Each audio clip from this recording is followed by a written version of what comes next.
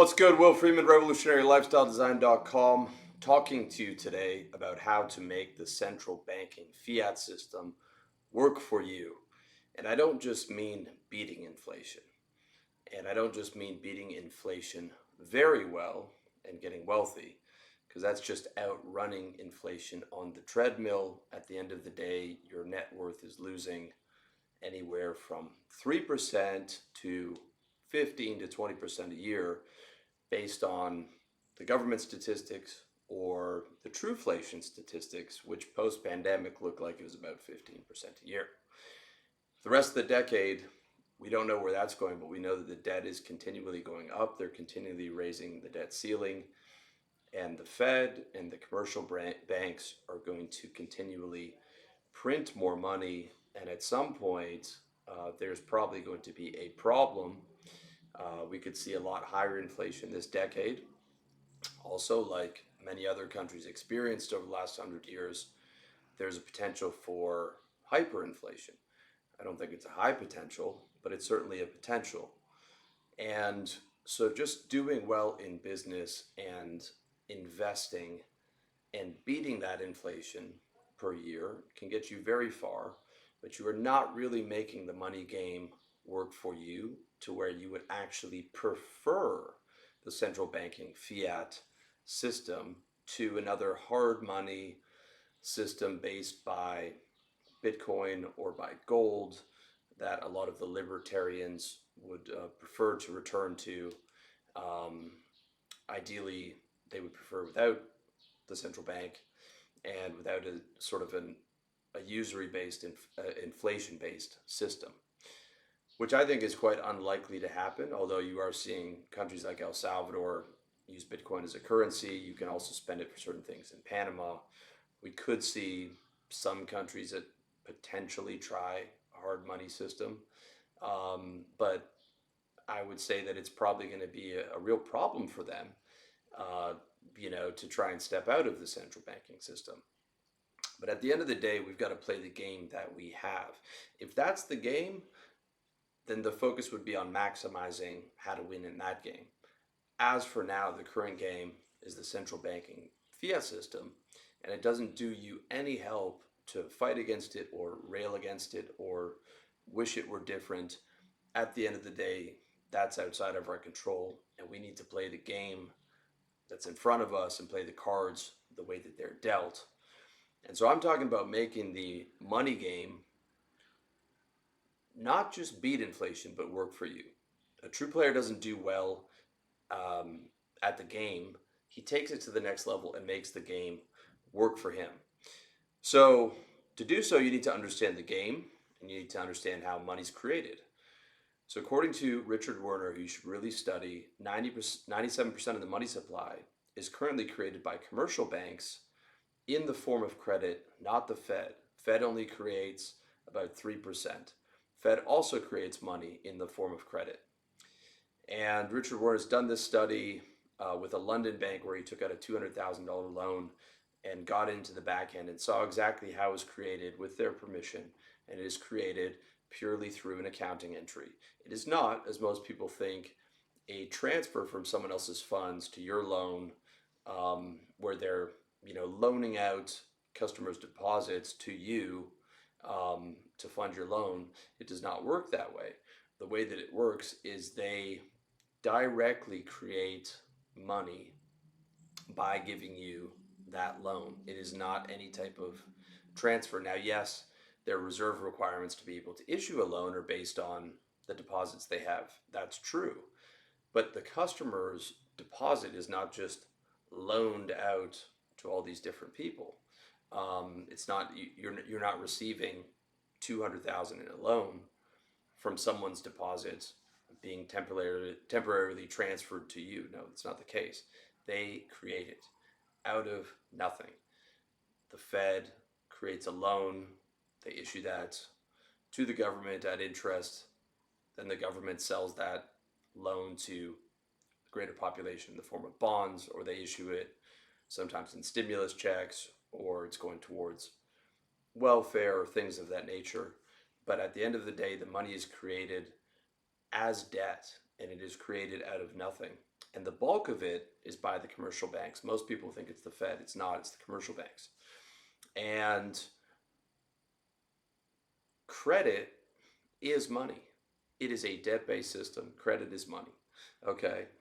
So when you go into the bank and get $200,000, they're creating that for you. And that $200,000 loan is now in the circulation of the money supply.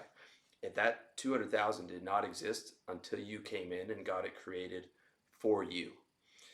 Prior to you, there was no money. After you, it is now in circulation. And without getting credit, the best you can do is get other people to give you money, either legally through salesmanship, that's all the business is, or OnlyFans, that's salesmanship, seeking, that's girls doing salesmanship, or illegally, which is through force, by violent means, which obviously is illegal and unethical.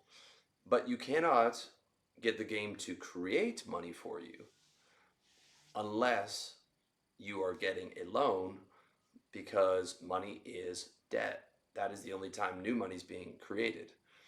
So as long as you are not utilizing debt, the best you can do is get other people to give you money, which, as you know, as an entrepreneur, can be quite difficult. Now, I'm not telling you to get personal debt. Personal debt for consumption is complete trash. It's great to have as much personal credit as you can get as a last resort and to build your credit profile, which allows you to get business credit. But buying lifestyle goods and services on personal debt is dumb. If you need debt to fund your lifestyle, it means you're probably never going to get out of it unless you go super hard on your income. But if you're going super hard on your income, you wouldn't needed a bunch of personal debt to pay for your lifestyle. It's a lack of discipline as well that shows that you spend more than you make. And most people that get into personal debt are never, ever getting out. Personal debt is terrible unless it is just unutilized credit that you're using for building your profile to get more business credit, or in case of a last resort. Corporate debt, on the other hand, I've come to realize, I've had a major revelation, in a limited liability company is fantastic. It is how everyone got rich, and if you're not utilizing it, you are not playing the game to your full advantage. You're not making the system work for you. And most importantly, you are not in a place where you would actually prefer this system. The loopholes are set up for wealthy people to allow other wealthy people to stay wealthy. They are business credit and a limited liability company. If companies weren't limited liability, if you were personally liable for everything, there would be so many fewer companies and much less people willing to take the risk of starting a business.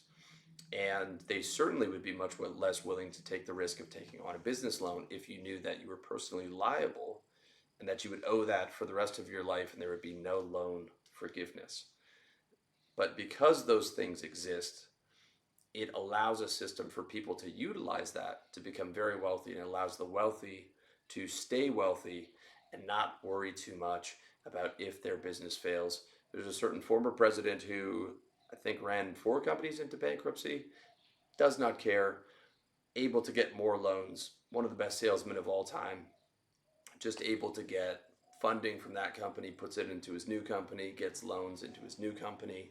He can talk bankers into getting him money forever, knows how to play the game, and has been on record talking about that it is just a game. And he played that game into the presidency. And it's the same with all the other players, you know, the Jeff Bezos, the Bill Gates, the Steve Jobs, they all took on corporate debt. Apple, at the height of its earnings, when it's $1 trillion company, during the pandemic, I think they took around 30 billion in corporate debt because interest rates were cheap. Why not get a bank to create $30 billion for you when you're paying? They're probably locked in at some, 2% or 1% because interest rates were so cheap during the pandemic. or before the rate hikes, right? So why not take 30 billion, 40 billion, 50 billion if you can get it and you're locked in at a rate of 1% or 2%, right? As long as Apple exists, they're going to be able to pay back 2%. Even though they're a $1 trillion company and they have, I don't know, hundreds of billions in cash from what I've heard. A very cash rich company. They're still going to get 30, 40 billion because they don't have to go earn it from people and struggle and strive for 2, 3 years of profit to get that money, to pay all the operators, to pay the business tax, um, and all these different things when they can just get someone to create it for them. Literally put it in their business bank account, create it in their business bank account for them, and all they have to pay for that is 1 or 2% a year. Much easier than going to run the company for 2 or 3 years and take that out as profit from revenue after taxes. So when you're wealthy enough, banks will create $100 million for your corporation with you not even having to be liable for a single penny. And this is how the true players play the game. And those funds are just sitting there in their business bank account. Their business bank account is not that much different from their personal accounts because they're able to draw whatever salary they want out of that. They're able to take whatever dividend they want out of that after, of course, paying taxes. So it's very similar to a consumption based loan for $100 million, except they're not liable for it. And they're obviously not going to use it for consumption. They are going to use that to buy more clients, more customers, more revenue, and they're going to pay it back at these historically low interest rates. So understand this that inflation is not a cause, it's an effect. All a yearly inflationary or inflation statistic means is that prices have gone up. It's just, if you're looking at the 2022 inflation rate, which I think is 15%, if you're looking at true inflation, what that means is that just that we're looking back and observing prices for these particular goods and services went up 15%. They are a basket of goods that represents the economy. Therefore, goods and services in general went up 15%. If you look at inflation in housing or equities, it's actually probably higher because you might not know, but inflation applies to not just goods and services, but every asset. But if you're looking at the general economy, you're using the basket of goods, 15% applies to the whole economy. All that means is just we look back and prices went up. That's it. Inflation is an effect. The cause for the prices going up is, you guessed it, more debt. So the banks loan out more money, give more money to people to stimulate the economy. People spend more money. The Fed loans more money to the Treasury. Treasury cuts everyone a stimulus check. What do people do with the money? Do they invest in a business? Do they invest in inflation proof assets? No, they take the money and they buy stuff on Amazon, they buy Netflix, they buy Oreos, they buy consumer goods, and the prices for all those things go up. Why? Because retailers see a market increase in demand and therefore they raise prices in accordance with that. They also raise prices in accordance with their monitoring inflation. They're seeing the cost of goods go up. Therefore, their employees need to spend more to pay for their lifestyle. Therefore, they need to pay their employees more. Therefore, they need to raise their prices. And in a lot of those cases, these large companies that we're talking about, they benefited from that because Amazon, Netflix, these are large companies. They know how to play the game. They got corporate debt, um, public debt in the form of company bonds, and they're playing the game very well, and they benefit also from the inflationary system when all this money's created in debt and people buy more Amazon, more Netflix. In fact, most of these companies would fail if it wasn't an inflationary system. That's how well they're playing the game. That's how far to the edge they're playing the game. So that's the actual cause of inflation. More money being loaned out either by the Fed to the government, who then loans it to the citizens in the form of bonds, or commercial banks. To further understand, check out how GDP actually works. GDP is outright counterproductive to the well being of a citizen. Despite GDP being the leading metric of a healthy economy, GDP, again, like inflation, just measures the total revenue of goods and services sold in the economy. That just means prices for goods and services are going up because we have to pay those prices, right? And unless we're getting a bunch of foreign investment, which can be the case, more goods are sold, more goods and services are sold because foreign investments coming in buying them. Therefore, we're bringing money into the economy that didn't exist. We're taking it out of foreign countries, making our country richer. I'm using it as American as an example. I'm Canadian and I live in Southeast Asia, but just as an example, if you're an American, money's coming in, we're taking money from other countries, goods are going up, services are going up. That's, you know, somewhat beneficial to the country, right? Um, to the citizen, in some cases, yes, because it benefits the economy, but his goods and services are still going up. But if his income isn't going up in proportion or beyond that, he's actually losing. But the majority of the price of goods and services going up is inflation. Studies show that 40% of the current prices are, based on this inflationary system, right? And so GDP is a measurement of all the goods and services. That should be going down for citizens' well-being to go up. He should be able to buy more goods and services each year than he did the year before. He should be celebrating GDP going down. Now, it's not that as black and white in that, because if there's a massive drop in GDP, it's usually because there was a war or a depression or some economic collapse. There are, as I said, foreign investment or economic collapse scenarios that can affect GDP, and it's not good. But I'm saying, as a general principle, the citizen should be able to, in an ideal system, which the fiat system is not for the average citizen, but it can be for you, he should be able to buy buy more goods and services for the same amount of money. If he's worth $10,000 in 2022, by 2023 he should be able to buy more toilet paper and more TVs for the same amount of money. That would mean his net worth is appreciating over time, or should at the least be able to buy the same amount of goods.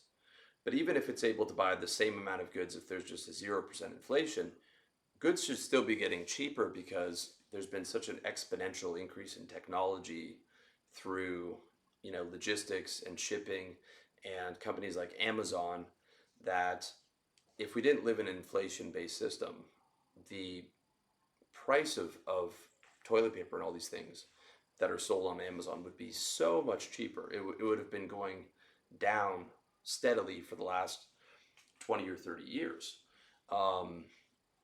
due to the rapid increases in technology. The same with, food. Like food used to have to be shipped, uh, 3 months, from another country into America in because they didn't have it in that season, right? Now it's can be flown over on, ultra fast ships or planes, or they're able to build trees that would grow that type of food locally. There's been so many advances that in a perfect system for the average citizen, the price of goods would have been going drastically down every year as technology has gone exponentially upwards. So, as I said, without the inflationary based system, um, which is 40% of prices, direct result of credit expansion, uh, which gives normal people more money to spend because they're constantly being loaned personal consumption loans, right? Or they're getting money from the government in the form of welfare, in the form of or increasing welfare, stimulus checks, soon to be UBI, and therefore they buy more Oreos, they buy more NFTs, they buy more Amazon, and they buy more mortgages. A mortgage is not an asset, that is a liability that you are personally liable for. It is a property that you own 10% of, and the bank owns 90% and charges you interest, and you can't make any money on it. It could only be considered an asset if you either own the entirety of it, or if you own, let's say, 10 or 20 or 30% of rental property, and you were able to pay off the interest with rent, plus earning something on top of that, plus owning an asset that keeps pace with inflation that you will eventually pay off by someone else's money, with them paying for the asset, not you, and done through a business corporation where you're not liable. So that is a business, and that is taking a corporate debt, and that is a business loan. And guys like Grant Cardone have played that game to the maximum and done very well with it. That is not a personal loan for a mortgage, which is usually not a good deal unless you are just, a wealthy person already. You've got everything tied up in your business. You could easily pay for it, but you choose to just keep it in the business and just use the home to build your personal credit. And you don't want to rent because you don't want to have to deal with a landlord or whatever. So the system is, the average person is having his net worth eaten by inflation, going deeper into debt each year that he's personally liable for, doesn't own a corporation where you can get loans that he could use to buy more clients and customers and therefore more revenue, and not even be liable for that company or for those loans, and owes no assets of note, and mortgage is not a liability. Average American has less than 10,000 in savings, or no, sorry, 50%. They don't own equities. They don't own any assets outside of a mortgage, which is they think is an asset, which is actually a liability. It is a horrendous system for the average person. However, when you have a good high margin business and a good flywheel, okay, which is like a marketing machine where you can, let's say, run ads, you get 100% return on the ads within a month or so, right? And just keep funneling that money into more ads, which gets you more clients, more customers. More clients brings in more revenue. That pushes you back into ads. That's how you get really rich. That's how everyone got rich on the Forbes 500 list, is they went into one business and they scaled it. Even Warren Buffett, his business is Berkshire Hathaway. He runs a service business where he does 20% a year. Market does 8%. That 12% has got, you know, $80 billion worth of net worth for him because he was able to convince people to invest in his service business.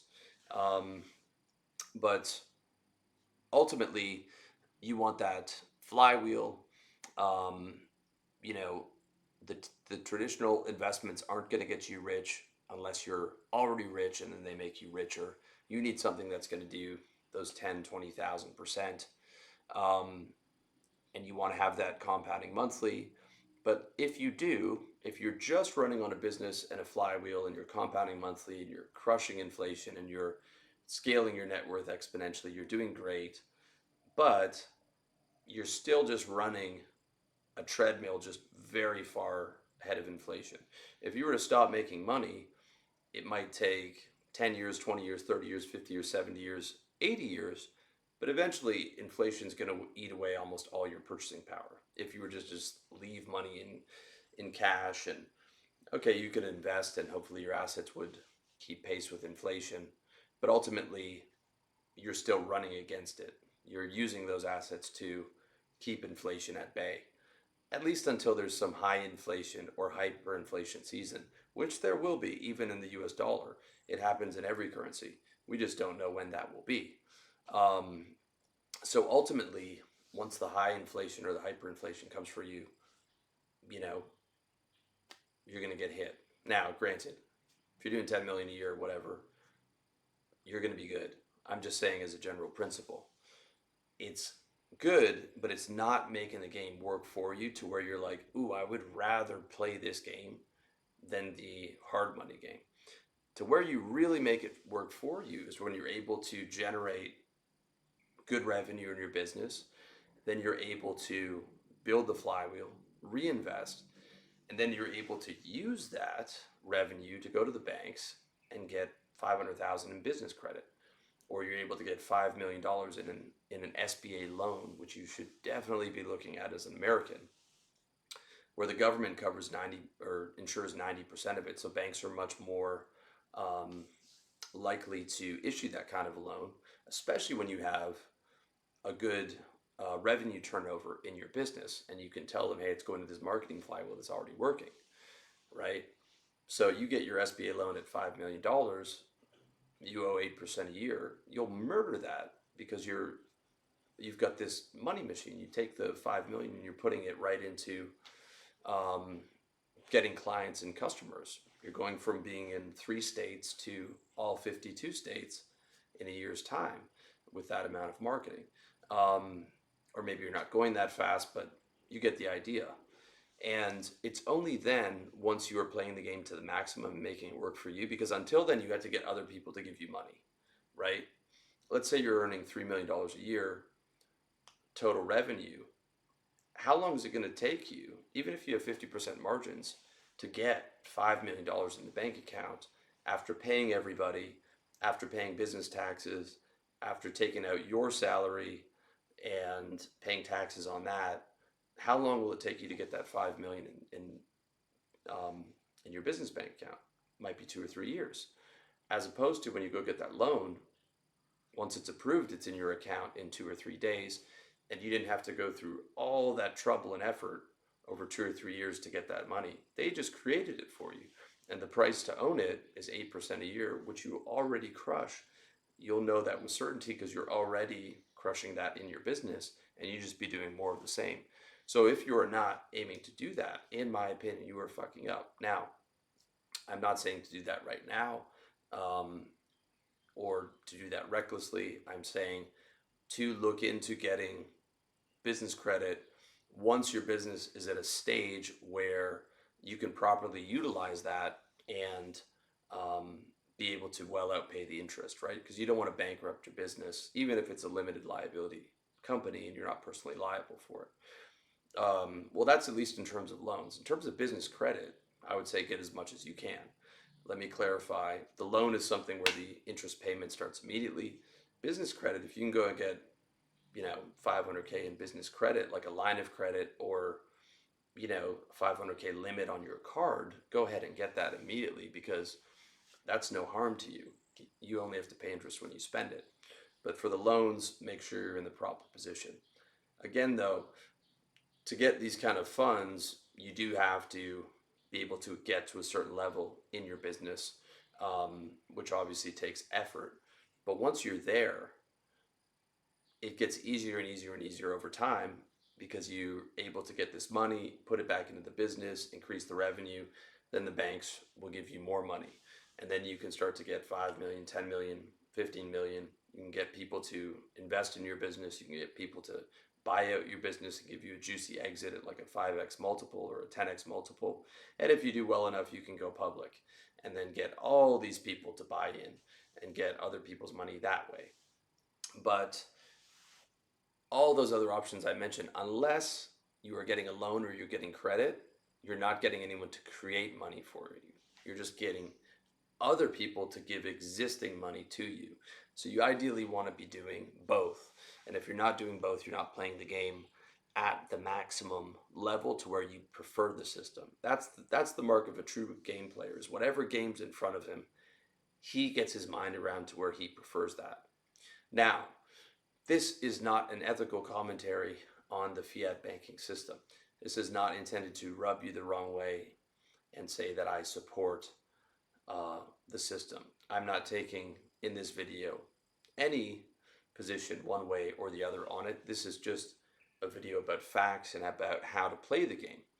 The fact is, to make the fiat system work for you means you are going to be in the 0.01%, who understand the game, who work hard enough to build a revenue vehicle, and are courageous enough to play the game, go get the debt and the limited liability company, put it to use, have the right strategy to use it possible, which is, that's what every billionaire's done. It's what everyone on the Forbes 500 list has done. But I'd say 0.01%, you know, top top one out of 10,000 to 100,000 are the guys who make this work for you. And just so you know, a decamillionaire is a high net worth individual is top 50,000 out of 6 billion. Okay. So when we're talking about a net worth of 5 million, maybe we're talking top 200,000, 300,000. I don't know exactly, but in that $10 million range, it's top 50,000 out of 6 billion. So, I think you need to be over the next decade aiming for multiple seven figures. The game has changed post pandemic, AI, all this stuff, inflation. Um, and yeah, you need to be looking at being 0.01%. Um, and to do that, you'll probably need, or it'll certainly help you to get this corporate debt. So, especially without liability. Um, but obviously, this is a terrible soul crushing system for the average person. There's a reason usury was illegal for 700 years under the Catholic Church, and to this day is illegal under Islamic law. Um, that being said, I have empathy for the average guy. I just don't want to be him. I don't think you should want to be him either. And we have to play the hand that we were dealt. So, solution is not to be average. So, with all that said, if you like this game and you are serious about the 0.1%, then I want you to check out my net worth course. This is my 8-figure game plan, revolutionarylifestyledesign.com/coaches. It is a game plan for you to get you to 8 figures over the next decade or so. It's not a guarantee by any means. It is merely a game plan that I've been strategizing basically the second the pandemic hit. I started thinking about how am I going to play this and how does this change the world? And we started to see AI reset coming, monetary reset coming, 15-minute cities, carbon credit, social credit, ESG, governance on your business coming, which is going to cost on your home. AI is going to wipe out 40% of the jobs. People are going to be on UBI. These are all out there publicly, stated by the various people that are moving this thing forward. Right? Chat GPT's out. That's going to crush 10-15% of jobs right there. Businesses are going to be affected. You're going to have to be using AI for your business. We had record high inflations, 30-40 year high, debts exponentially expanding. Um, Debt ceiling is going to keep being raised. Threat of the U.S. not being used as the petrodollar system anymore, with Saudi looking to perhaps do business with Russia and China. Russia moved off of SWIFT system.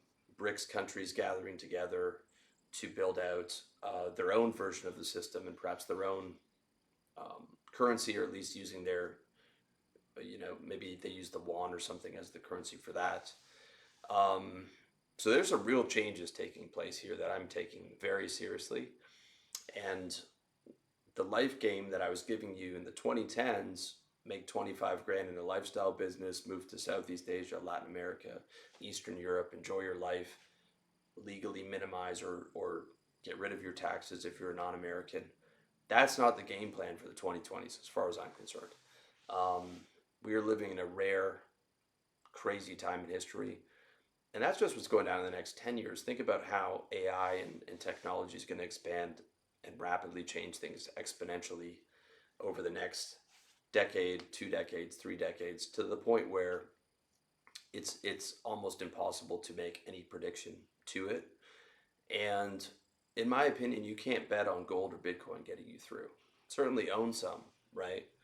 But we saw, Bitcoin during the pandemic cut down by 70%, right? Not to mention there's going to be Could very easily be convertibility issues in the future about banks not accepting payments that came from crypto exchanges, or only certain crypto exchanges are allowed to. Local Bitcoins went down, right? So, the peer to peer transitions may be affected. We don't know what's going to happen. And my opinion is this: I don't want to bet on something that could happen, that Bitcoin could become the global standard. We can use it everywhere. There's no convertibility issues, and it goes to the moon. It could. It could also go to zero. Gold could also be unsuppressed. Some of my clients who love gold talk about gold as always being suppressed. It may or may not be. I don't understand enough. I don't know if anyone does. Maybe it could become unsuppressed in 10x, and if you went all in gold, you're good. Assuming, again, there's no convertibility issues on gold like there were during the Great Depression. At the end of the day, you don't know. But here's what I do know is what I think will get you through is aiming for a net worth of 10 million by 2030. I think if you can do that, you'll have done well. Unless there was some hyperinflation and 10 million means nothing, but I'm talking about 10 million in today's dollars and adjusted for whatever the inflation is. Or at the least, you've got multiple seven figures going off in businesses, and maybe you've got, you know, 3, 4 million adjusted for inflation or whatever. Either way, it's a bigger target than before. And then once you get your businesses, you get flywheel, reinvestment, get you some corporate debt, scale it. You can scale out maybe another couple businesses once you're above it. And then you start to do the hedge and you buy everything: the gold, the Bitcoin, the rental property, etc. The plan is to have it all, and a much higher target than before. I go into that in massive detail, stuff that you've never seen. This is basically 3 years of research and testing with my high net worth clients, with my friends, with myself.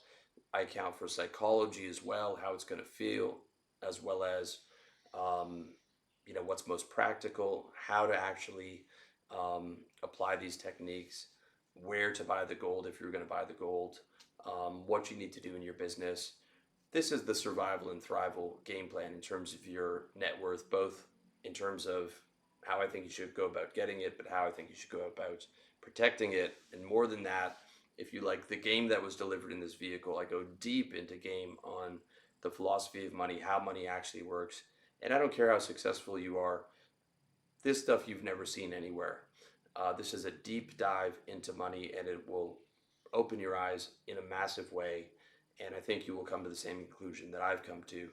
And, it's probably one of the best things that you could buy this decade is to have a game plan to make sure that your financial survival, but more importantly, your thrival is handled, and you know exactly what you're doing and you're planned out your decade long financial goals.